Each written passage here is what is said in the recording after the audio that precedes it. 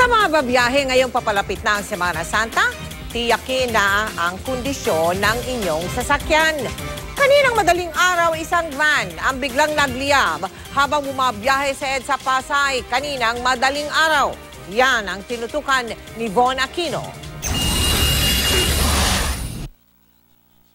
Sa cellphone video na ito, kitang-kita ang paglagablab ng isang van habang binobomba ng tubig ng mga bumbero sa bahagi ng EDSA sa Pasay City mag-aalauna ng madaling araw.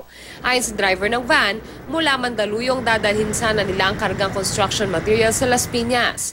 Pagdating sa Pasay City, bigla raw nagliyab ang likuran ng passenger seat. Bigla kasing apoy lang yan eh. Apoy agad? Oo, tapos kasi yung upuan, tela yun, kumapit agad din yung apoy, kaya dire-diretso yung apoy niya paglaki. Dire-diretso lang kami, pagtawid namin, buti may mga MMD dito sa kapolis, yun, lapit agad sila.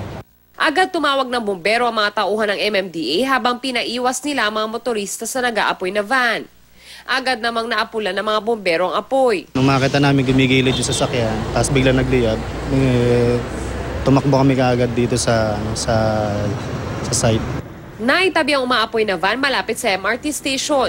Mabuti at hindi naman nadamay sa apoy ang high voltage box ng istasyon. Diesel kasi ang gamit ng van kaya't hindi sumabog.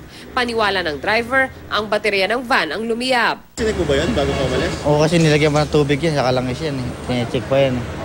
Wala naman nasaktan sa dalawang sakay ng van. Agad ring natanggal sa kalsada. Paalala naman ng MMDA sa mga motorista. Double check na lang po lagi natin yung mga sasakyan natin kung sakaling malalayo man yung mga biyahe natin. Von Aquino, Nakatutok, 24 Oras.